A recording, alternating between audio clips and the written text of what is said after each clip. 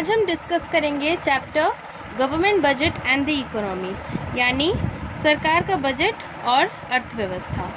तो सबसे पहले हम इसमें डिस्कस करेंगे कि बजट होता क्या है और इसके क्या क्या उद्देश्य होते हैं। सबसे पहले हम डिस्कस करेंगे कि ये बजट क्या होता है। तो हम अपने रोज़ाना लाइफ में बजट नाम की चीज़ें सुनते रहते हैं कि जैसे घर का राशन आएगा तो इतना बजट बना लेते हैं, इतना पहले हम एक अनुमान लगा लेते हैं कि इतने बजट में इतना सामान आएगा। तो वैसे ही सरकार भी अपना बजट बनाती है। तो यहाँ दे रखा है जैसे budget is a statement of expected receipts and expenditure of the government over the period of a financial year April 1 to March 31। तो हमें पता है कि फाइनेंशियल ईयर जो होता है वो अप्रैल 1 से लेके मार्च 31 तक होता है।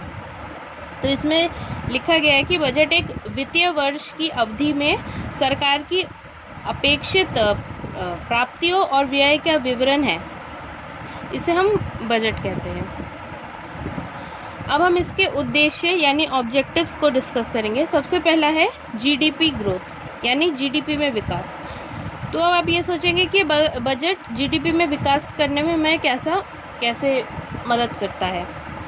तो जीडीपी वृद्धि सरकार के बजट का एक केंद्रीय उद्देश्य है और इसे दो तरीके से हासिल किया जाता है।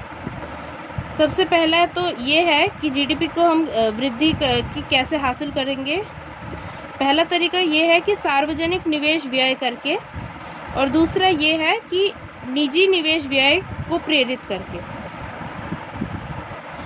यानी पब्लिक इन्वेस्टमेंट एक्सपेंडिचर को बना के और प्राइवेट इन्वेस्टमेंट एक्सपेंडिचर को इंड्यूस करके। दूसरे में आ जाते हैं जो कि है रीएलोकेशन ऑफ रिसोर्सेज, यानी संसाधनों का पुनः प्राप्ति, संसाधनों की पुनः प्राप्ति। तो इसमें ये है कि संसाधनों का इस तरह से आवंटन करना कि लाभ अधिकतमकरण और सामाजिक कल्याण के लक्ष्यों के बीच संतुलन हो। अब तीसरे में आ जाते हैं जो कि है redistribution of income and wealth, यानी आय और धन का पुनः वितरण। तो आय और धन का समान वितरण सामाजिक न्याय का प्रतीक है, जो भारत के किसी भी कल्याणकारी राज्य का प्रमुख उद्देश्य होता है। अगले उद्देश्य पे आ जाएंगे जो कि है बैलेंस्ड रीजनल ग्रोथ, यानी संतुलित क्षेत्रीय विकास।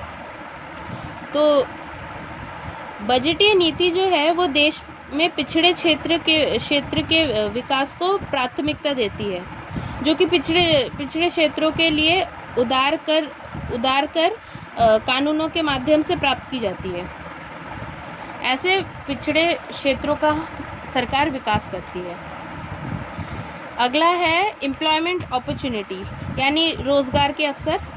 तो ये कैसे मदद करता है।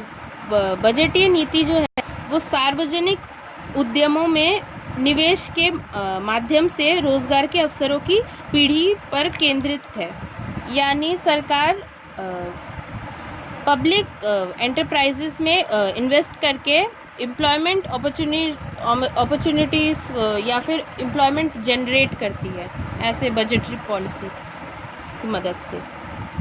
नेक्स्ट है इकोनॉमिक स्टेबिलिटी, जो कि है आर्थिक स्थिरता। तो बजट इसमें कैसे मदद करता है।